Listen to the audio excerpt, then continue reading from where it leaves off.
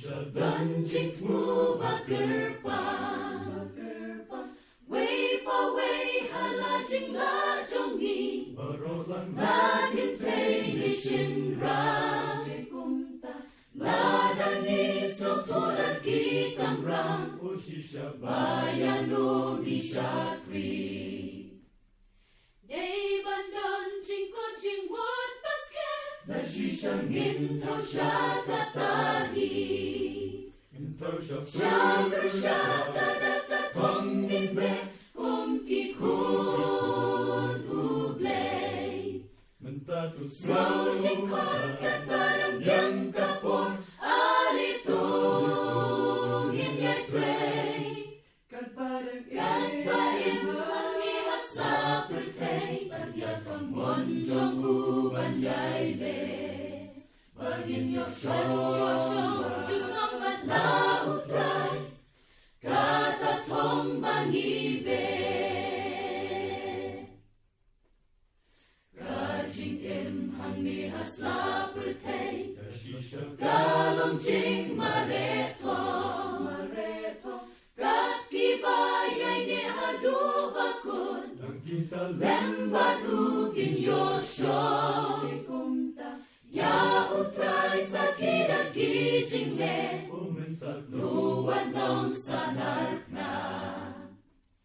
Kajing em jong iba man kasni Dashisha yuji subangin pla Shamr shaka nakatong inbe Kumki kun ublay Slow jingkot kat balang yang kapon Alitong in yay tray Kat balim ang ihas la pertay Ang yakamon jong uban yay le Bagin yosyong junong man la utray Katatong bangibe Siyong hani ayungin ay jubang Hagatas ikadu Be menta katong ayungidan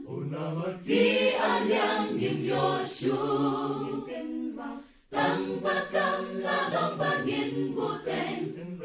Ay lola kalenti